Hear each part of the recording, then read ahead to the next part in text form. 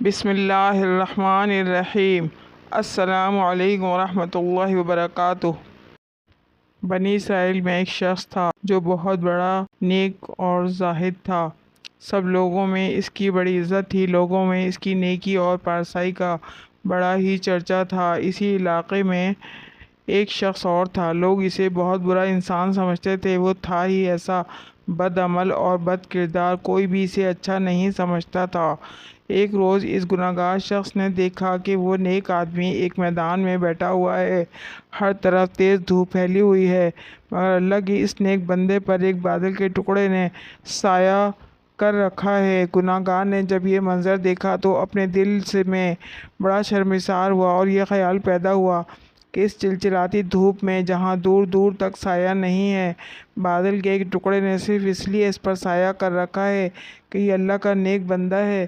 کیوں نہ میں بھی اس کے ساتھ بیٹھ جاؤں؟ کیا خبر اس کی برکت سے اللہ تعالیٰ مجھے بھی بخش دے اور میری خطاؤں کو معاف فرما دے۔ یہ شخص عابد و زاہد کے پاس گیا اور اس کے ساتھ سائے میں بیٹھ گیا۔ اس کے بیٹھتے ہی اس عابد و زاہد شخص کے دل میں خیال آیا کہ یہ اپنے زمانے کا بدترین گنہگار اور پوری قوم میں بدنام شخص ہے۔ اس کے ساتھ تو کوئی بھی اٹھنا بیٹھنا پسند نہیں کرتا۔ یہ میرے پاس کہاں سے آ کر بیٹھ گیا؟ یہ خیال آتے ہی اس نے اس رسوائے زمانہ کو اپنے پاس سے اٹھا دیا۔ وہ گنہگار شخص اٹھا اور چلا گیا، لیکن بادل کا وہ ٹکڑا بھی اس کے ساتھ روانہ ہو گیا اور اس کے سر پر سایہ فگن ہو گیا۔ اس وقت کے پیغمبر کو وحی آئی کہ ان دونوں سے کہہ دو کہ نئے سرے سے اپنے اپنے اعمال کی ابتدا کریں، کیونکہ اس فاسق و فاجر نے جو کچھ کیا، ہم نے اس کے خلوص، حسن نیت اور جذبہ شرمساری کے سبب اسے بخش دیا اور اس کی پچھلی ساری خطائیں معاف کر دیں، اور اس عابد کی تمام نیکیاں اور اچھے اعمال اس کے تکبر کی وجہ سے اس سے چھین لیے گئے۔ حضرت موسیٰ علیہ السلام سے ایک غریب آدمی نے درخواست کی کہ آپ کلیم اللہ ہیں، اللہ تعالیٰ سے دعا کریں کہ وہ میرا رزق بڑھا دے، مجھے کئی وقت فاقے ہو جاتے ہیں۔ حضرت موسیٰ علیہ السلام نے بارگاہ خداوندی میں اس کی درخواست پیش کی تو بتایا گیا کہ اس آدمی کی قسمت میں قلیل روزی ہے، اس لیے ہمارے ہاں سے تھوڑا تھوڑا کر کے اسے رزق دیا جاتا ہے تاکہ آخر تک ملتا رہے۔ اس شخص کو جب یہ بات معلوم ہوئی تو اس نے درخواست کی کہ آپ اللہ تعالیٰ سے سفارش کر کے میری قسمت کا سارا رزق مجھے ایک ہی بار دلوا دیں۔ اللہ تعالیٰ نے حضرت موسیٰ علیہ السلام کی دعا قبول کی اور اس غریب شخص کو تمام زندگی کا رزق ایک ہی بار مل گیا۔ اس شخص نے فوراً لنگر خانہ کھول دیا اور اعلان کر دیا کہ جس شخص کے کھانے کا انتظام نہ ہو وہ ہمارے لنگر خانے سے پیٹ بھر کر کھانا کھا سکتا ہے۔ حضرت موسیٰ علیہ السلام کو اس کی اس حرکت پر تعجب ہوا۔ انہوں نے اسے سمجھانے کی کوشش کی، لیکن جب وہ نہ مانا تو مایوس ہو کر چلے گئے۔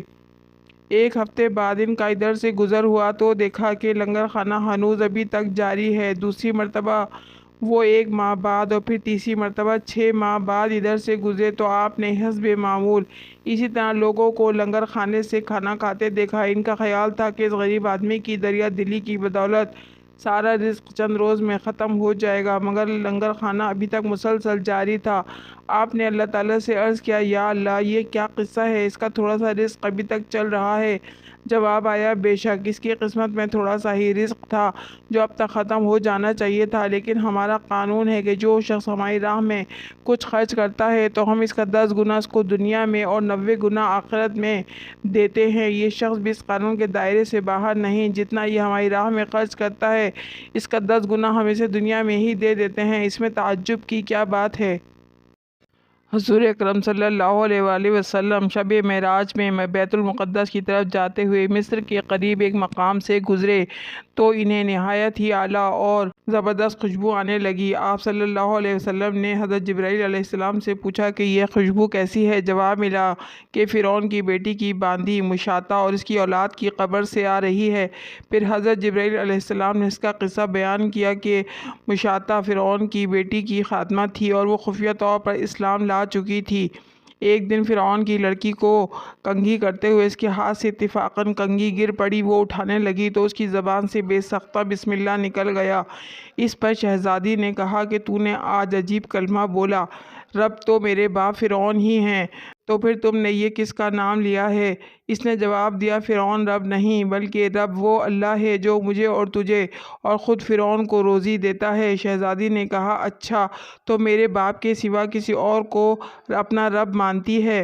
اس نے جواب دیا، ہاں ہاں، میرا، تیرا اور تیرے باپ سب کا رب اللہ تعالیٰ ہی ہے۔ شہزادی نے اپنے باپ سے کہلوایا، وہ سخت غضبناک ہوا اور اسی وقت اسے برسر دربار بلوا بھیجا اور کہا، کیا تو میرے سوا کسی اور کو اپنا رب مانتی ہے؟ اس نے کہا کہ میرا اور تیرا رب اللہ تعالیٰ ہی ہے جو بلندیوں اور بزرگی والا ہے۔ فرعون نے اسی وقت حکم دیا کہ تانبے کی جو گائے بنی ہوئی ہے اس کو خوب تپایا جائے، اور جب بالکل آگ جیسی ہو جائے تو اس کے بچوں کو ایک ایک کر کے اس میں ڈال دیا جائے، آخر میں خود اسے بھی اس میں ڈال دیا جائے۔ چنانچہ وہ گرم کی گئی، جب آگ جیسی ہو گئی تو حکم دیا کہ اس کے بچے کو ایک ایک کر کے اس میں ڈالنا شروع کرو۔